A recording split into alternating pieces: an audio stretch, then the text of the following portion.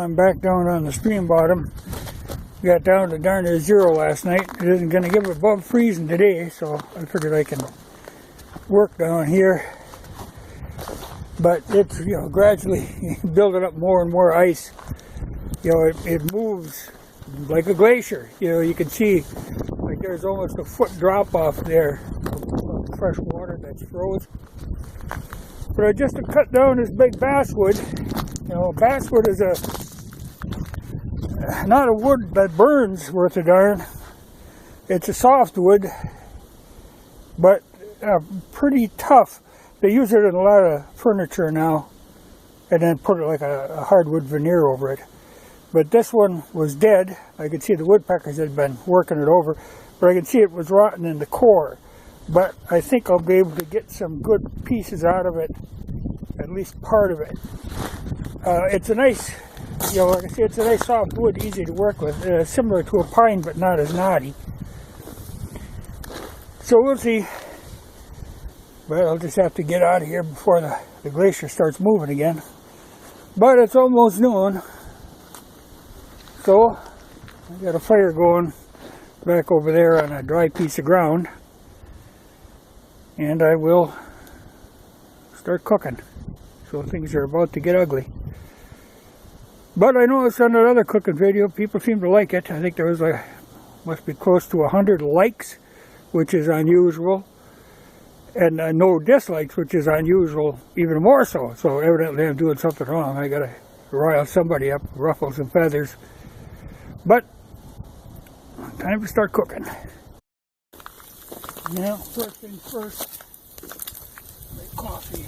Okay, water's boiling. What I do, boil the water first, cool it off.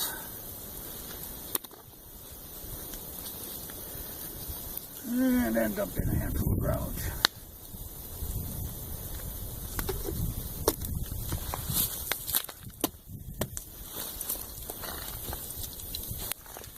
And stir it up a bit. And let it settle. And to aid settling, throw in a handful of snow. Just calms it down.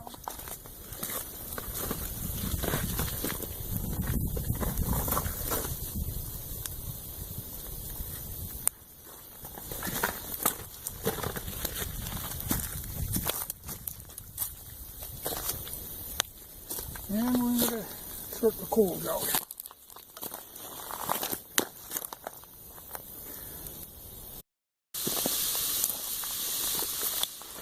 Okay, I'm browning up ground beef, but I had to add some lard to it because it's what I was afraid of.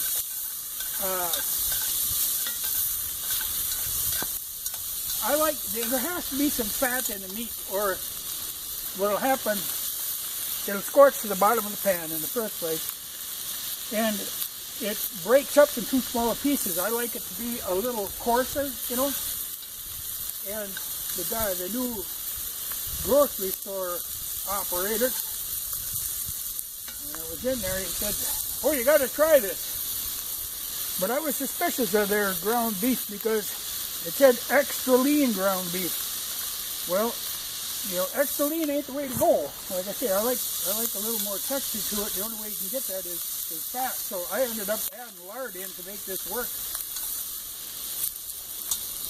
But I've had that problem before. But it said all natural beef.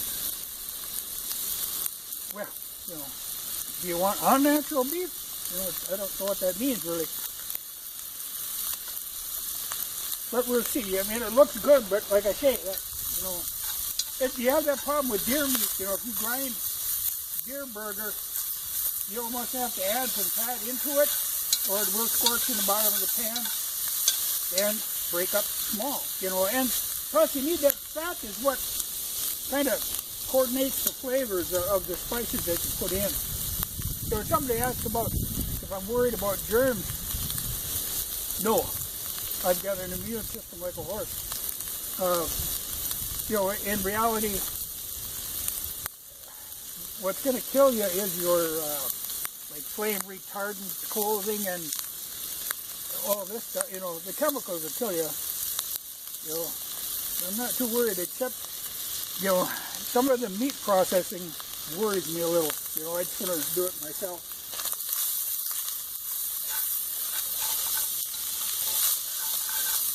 But no, germs I'm not worried about.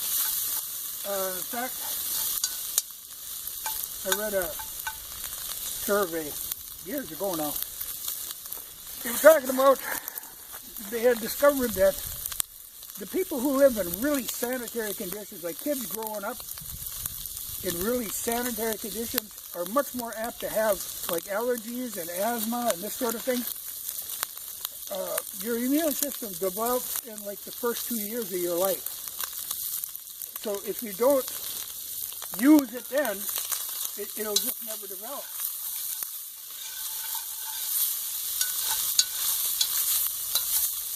I used it. Yeah, that's drier than I like to see.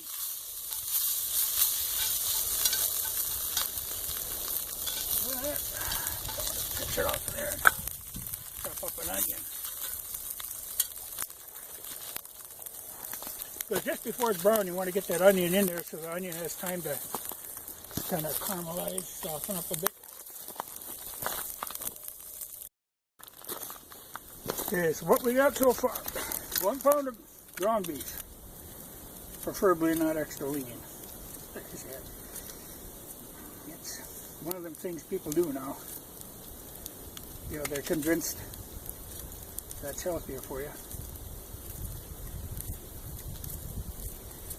1 good-sized onion.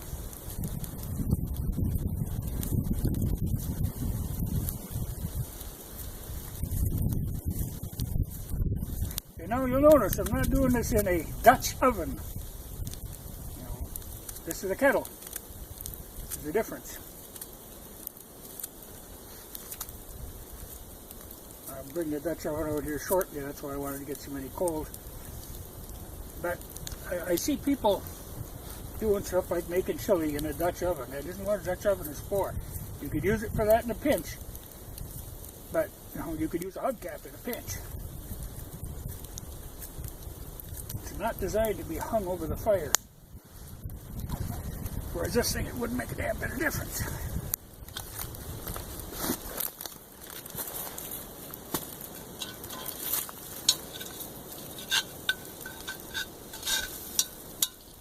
This particular kettle is old too. So I'm sure it's over 100 years old. But it works. And I'm glad to see the dog getting around. One time at home I was making, you know what he says about germs. I was making chili on the stove, and the stove was only about that high. And I happened to look around. The dog was standing, leaning over it. And just when I looked around, the drool out of the dog dropped right into the chili. You know, it gave me pause. You know, I know where that dog's mouth has been. But I figured, hell with her, I wasn't going to scrap the whole works. I just cooked her a little longer.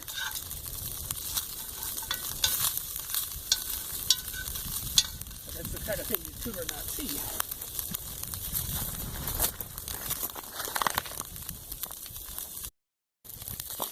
Okay, well the onion's all done up. We'll put her in the spice. Okay, chili powder. About that much. That's what it is. How much it would be, I don't measure. Okay, regular pepper. Yeah, I'll say that much. Now red pepper. So, you use some common sense. I see more chili will move food in general ruined with this. You know, be conservative with that. So you don't need it to be too hot to the point of almost being impossible to eat. So I'm looking for nourishment here. I'm not looking for excitement. You know, people got into that whole deal of over-spicing food, but originally You know, that heavy spicing was done because people were working with spoiled meat. Don't use spoiled meat. You don't have to spice it so heavy. I gotta get that off there.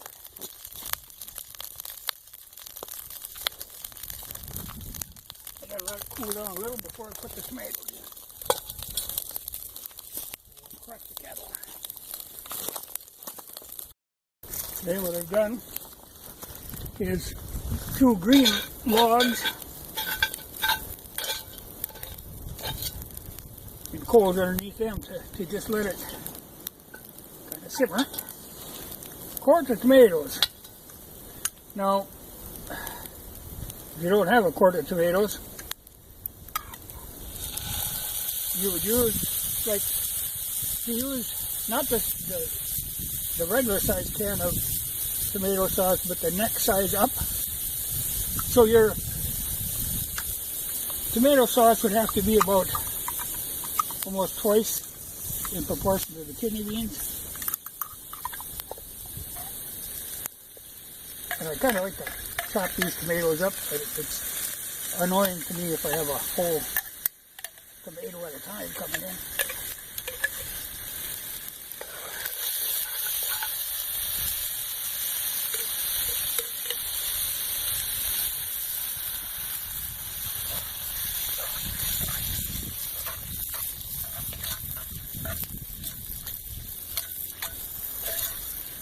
Okay, now just let that cook for a while. I don't put the beans in yet because I want to let them tomatoes kind of mush up a little, but I don't want the kidney beans to mush up.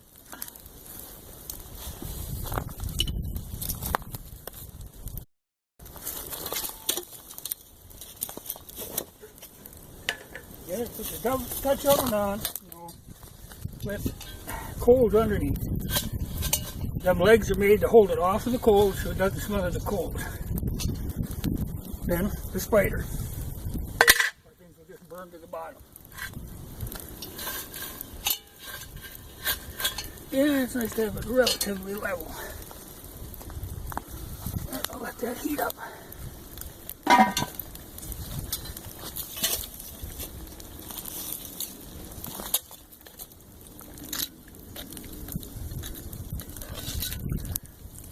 Okay, we're close to bean time.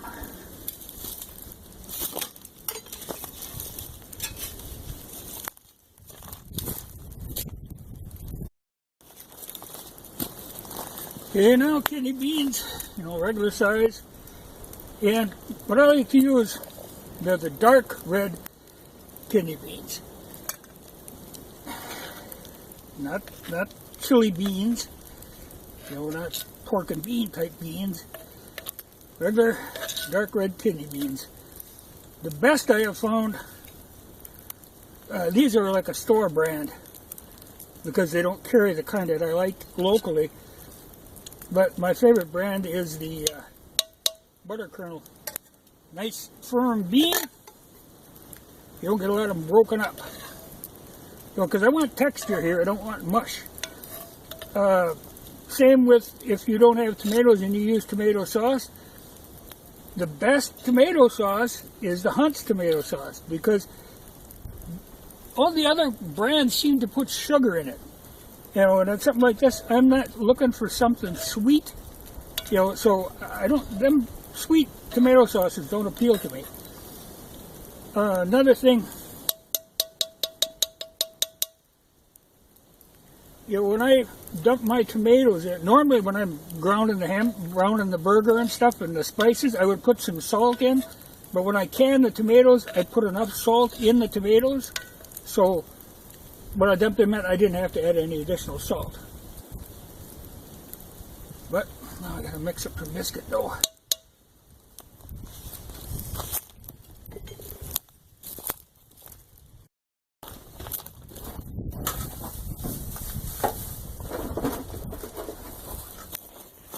Okay, biscuit dough.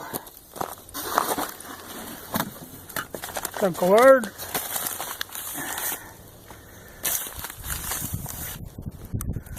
And flour. And you work the two together. You know, they make devices for doing this, and I actually have one, but I don't carry it around with me.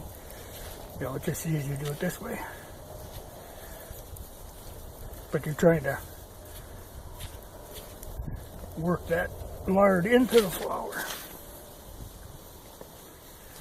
And a little bit of salt.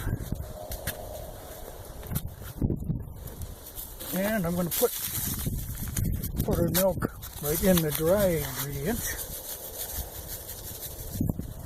Well, again, because I just have to have it along. And then baking powder.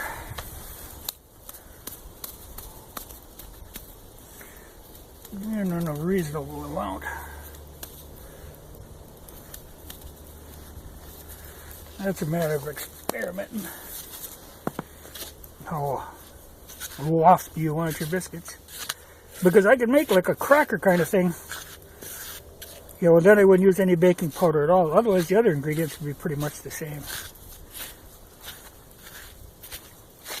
And funny, I just happened to look. I wasn't sure I had my water over here, but it's here. But I have done many times using coffee, and it makes a coffee-colored biscuit.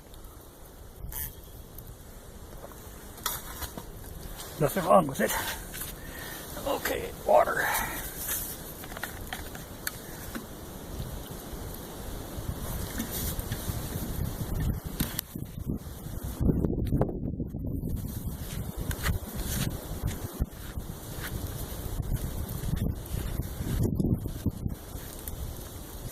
Well, somebody said about making, you know, bannock, which basically is biscuits, but he was talking frying them. I don't often do that. What I'll do is cook them on like a pan, like the lid from the Dutch oven, put a layer of flour down, and use that to cook them on, much like I do with the lefse. Alright, I gotta get this kind of all worked up because I need the pan, because this will be what I'll be baking them in. Because flour works, you know, on a surface. Cornmeal will work the same way. Like if you ever done English muffins, they're done on cornmeal.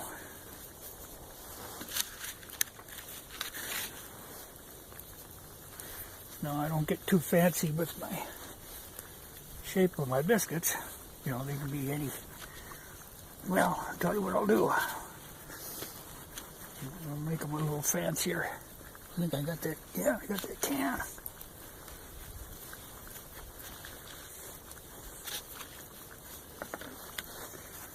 But the oven should be about hot enough.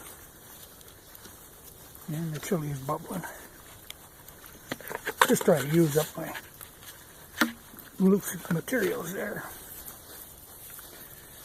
Okay. Well, like I said, I'll make them fancy, so I'll be back in a second. Okay, gotta make a cutter and a rolling pin. Well,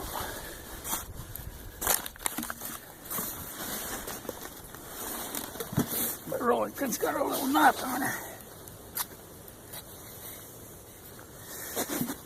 Okay.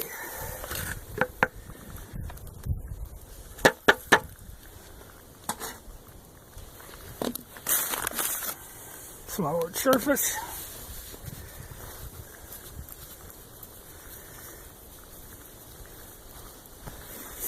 And roll her out.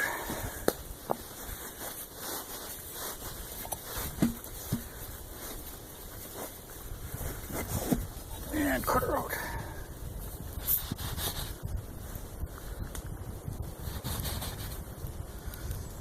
Yeah, didn't work out too well. I got two good ones.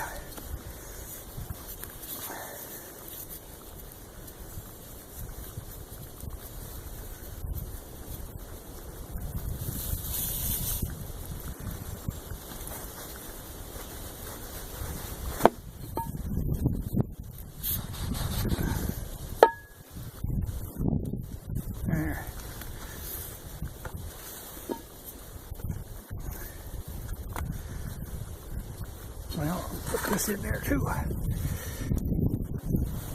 This will be a little extra snack. Right, Now into the oven with them.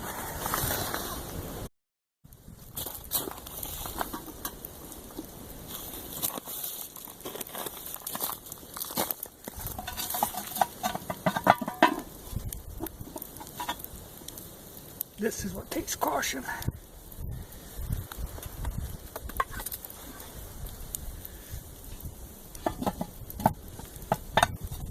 Worst is that would be to dump it all into the chili. Right? No, it just takes a little time.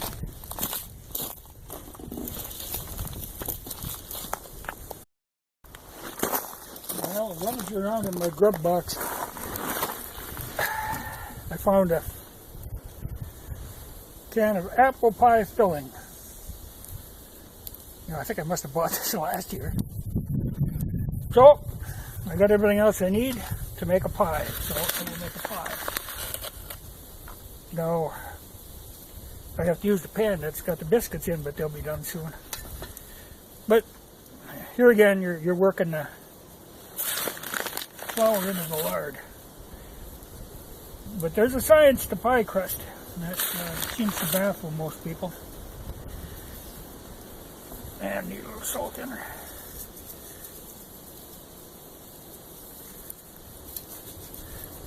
First, what you use, you're trying to use very cold kind of ingredients. You know, you don't like your shortening, or in this case lard, should be cold, and when you add water to it, the water should be cold. What it does, it causes the lard and the flour to make little platelets in the dough when it's rolled out that have water in between them. Now, when you throw it in the oven, the water turns to steam. That's why you need a fairly quick oven for doing pies. And that's what puffs it up. That's what makes the puffs in the, you know, otherwise you end up with a really thin, doughy kind of crust. You want it to puff a little bit, but there's no other raising involved in it, just that steam.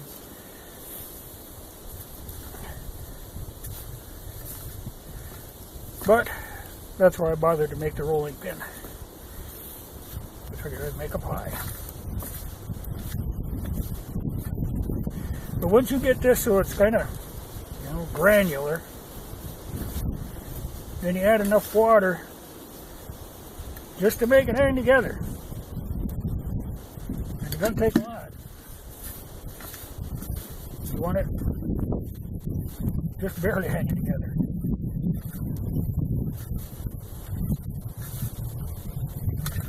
But you can see what I mean. You know, it'll form up now. You know, it always surprises me when people are buying pie crust. You know, you're buying flour, lard, and salt, and a little bit of water. It's a good, I mean, you can do a lot with that basic. Well, actually, with salt and flour and lard is the basis for a lot of things. You know, then you just add in a little of this and a little of that. You could do a lot with there. But I will roll this out, but I better check the biscuits. And if they're done, I can put it right in the pie pan. But see, there's a good pie crust dough. You know, she'll crack, but she hangs together.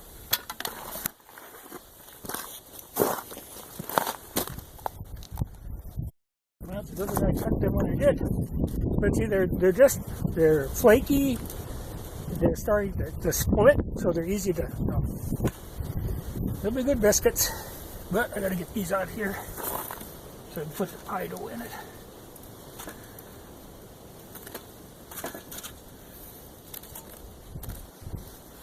So this is my little pie pan. But I'll roll the pie dough out and I'll get back in. Okay, crust is rolled out, and it's time to fill the pie. I don't know if I'll get all of her in there, but I'll try.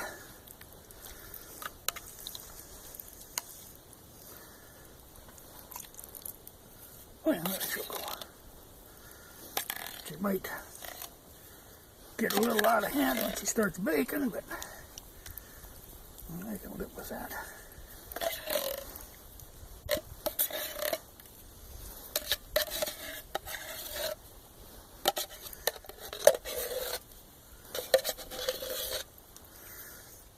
Well, I think I'm going to have to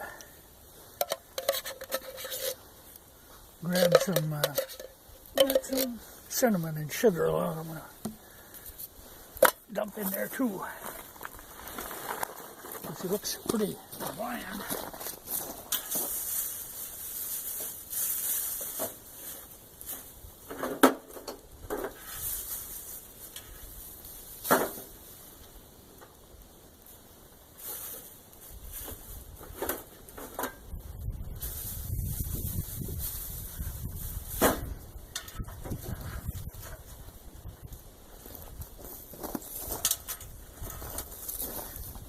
Now they're just sitting there staring at that pie.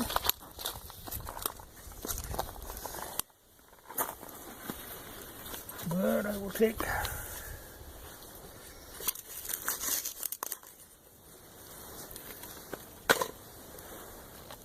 might be a little much, but I got more use for this. Make sure it's cinnamon. I don't put like red pepper or something in her.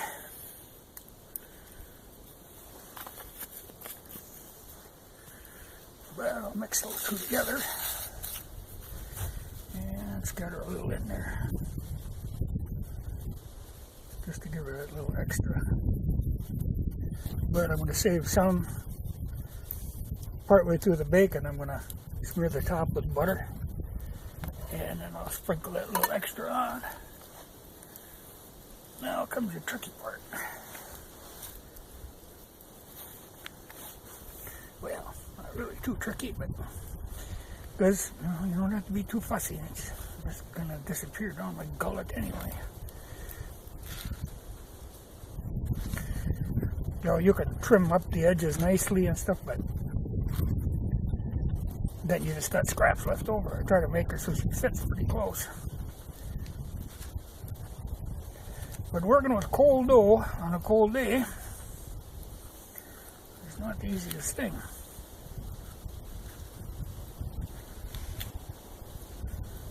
Oh yeah, I got, like I say, I try to manage to use all of the. And then, very important, knock a few holes in her or she'll blow up on you. And that can go in the oven.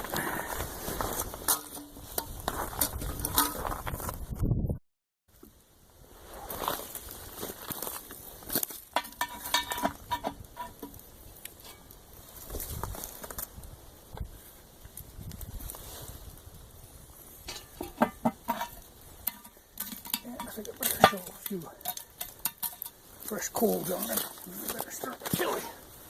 Oh yeah, that's give it a sample. Oh, yeah, right.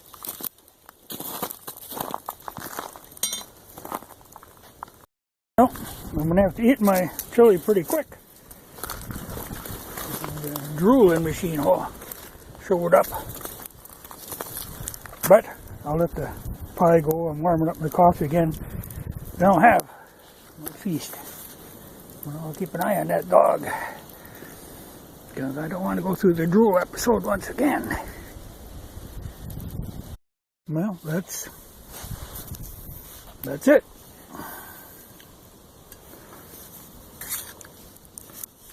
Chili is perfect.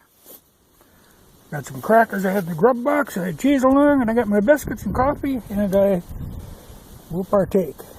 I'll give you a peek at the pie when it's done. It's working its way through now.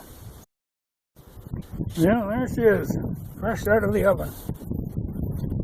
Done perfectly. And you can see I put a little cinnamon sugar on top after I put some butter on it. But she didn't bubble out or anything, so she's fine. So, I still got more chili, but I think I'm going to have to finish this up and maybe a little bit more, but I have to leave room for that pie. Yeah. An apple pie is a thing of beauty, but I'm glad I put that extra cinnamon in it. It would have been a little bland. It needed that little fire in there. But beautiful crust. Crisp and flaky. I'm just a regular Betty Crocker.